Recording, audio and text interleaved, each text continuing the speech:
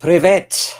Assalamu alaikum. Ciao. Konnichiwa. Bonjour. Hola. Good morning. Good morning. Good morning. It's Ken at 10, except not at 10 today. Apologies for that. It's just coming up to 11 a.m. I did actually broadcast earlier, but I didn't actually turn on the channels. So apologies for that. How are you? I hope you're well. If you haven't been here before, this is Ken at 10, normally at 10 o'clock. Apologies. And we broadcast live every day about all things property. We're based in SW16.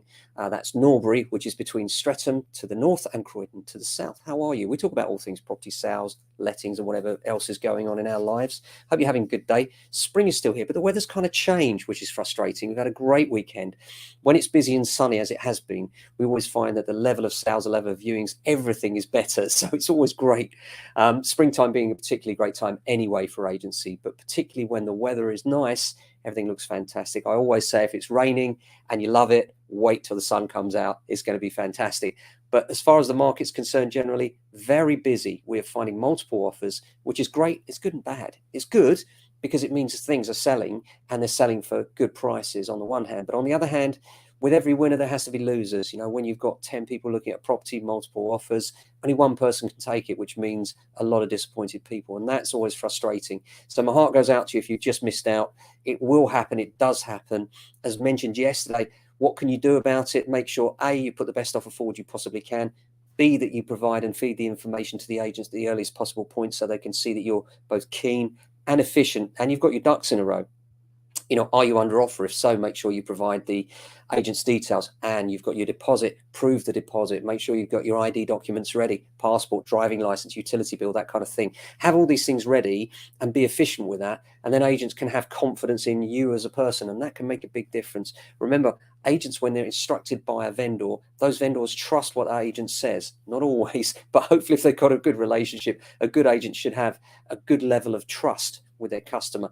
And so when they're advising them, they'll be advising them as how they feel about you as a buyer and as a personality. Because remember, it's not just about what you offer, it's about how you might react when the survey comes through, because surveys are not there to tell you what a great choice you've made. They're there to make sure that you understand what might be wrong and what you need to investigate further. So quite often a full structural survey even will say things like we recommend a drains inspection, electrical test, and so on. We've done a video on this on our channel, so if you are on YouTube, have a look at that, and that will explain all about surveys. It's actually one of our top, I think it is our top video now, is, you know, got a problem with the survey, this may help. So do look that up on our channel. Apart from that, what's going on in the news today? More off-plan homes have been sold this year than ever before. And I think one of the reasons for that is just a lack of available stock, you know, and I think that is going to exacerbate this year, particularly. It's going to get worse because I think that as the fuel crisis hits and people, us Brits being good at doing that one thing when we're not sure and that's nothing, just sit back and wait and see what will happen. So there'll be less stock available. When there's less stock available and there's still a demand there, so prices are driven even further and faster. So it could be a situation where the level of volume of transactions is much lower, but actually the price they're achieving is still quite strong. It doesn't help if you're looking for property, I know. But remember, if you can't find what you want, where you want, you've only ever got two choices. Either lower your sights a bit or consider other areas outside of the area you're already looking. If you're lucky enough to have more money, then you could always look at more money as well, because the impact of that will be massive. And if that doesn't work and you could find money elsewhere, maybe the bank of mum and dad, maybe the bank of nan and granddad even have been known. Quite often we find that we're dealing with people that are getting savings from their relatives, and understandably so with house prices so huge, especially now. People are, you know, the average mortgage now is 40 years. That takes people into retirement, even if they're sort of, you know, late 20s. It's extraordinary. But that's the difference now. Affordability is so pinched for people. It's so squeezed. It's really hard for people out there to buy. So I do sympathize with you if you're in that position. Make sure you do have a listen to our podcast, the Property Buyer and Sellers podcast, because that will help you, guide you through the maze and nightmare that is property buying and selling. Apart from that, not a busy day today on valuations, quite quiet on new valuations, and we need more stock. So if you are considering selling, you want to chat, now's a good time to get us. It's always without obligation. Or if you just need some advice, always pick up the phone or drop me an email, ken@jamesalexander.com. Call me on 0208 679 8601 anytime. Happy to help you if I can. Apart from that, lettings. Got to talk about lettings. Lettings is crazy right now. What we're finding right now with lettings is so many people are looking that we're literally putting properties live, and then we're getting so many inquiries, literally a plethora of inquiries coming through, pre-qualifying those people, making sure that they will pass our vetting procedure. And then once we've got to about 10, we then take it offline, literally same day, because we've got so many applicants looking that we need to rationalize that. And actually taking calls from another 10 is just going to mean we've got 19 disappointed people on the day. What's the point in that? So, really busy out there. And one of the jobs of any good managing agent is obviously sorting out the very best tenant, the most suited tenant for the property. And that's what we always strive to do. But the level of shortage of property here in the UK for tenants right now is off the scale.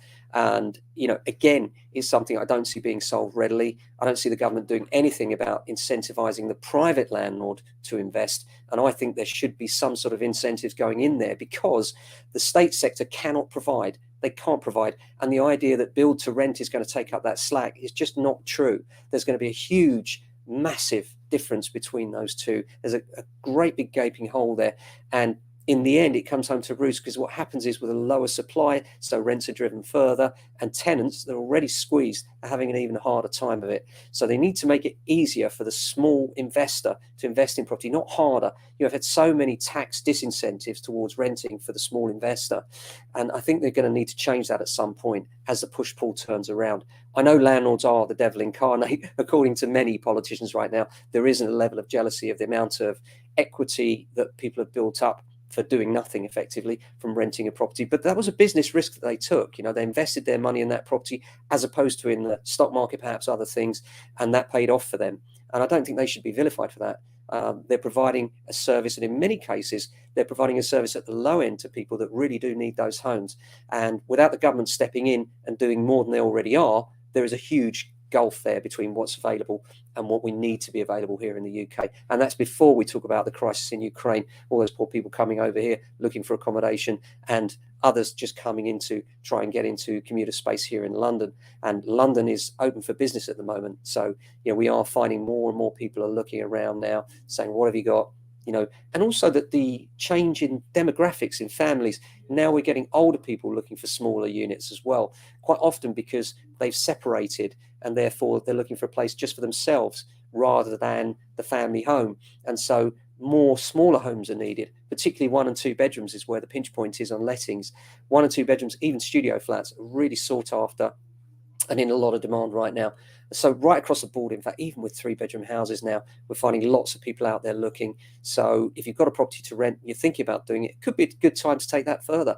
Apart from that, hope you have a fantastic day. Thanks for watching. Sorry we're a bit late today. Promise we'll be on time tomorrow. Take care, look after yourselves, and if you can, your family and friends. Ciao.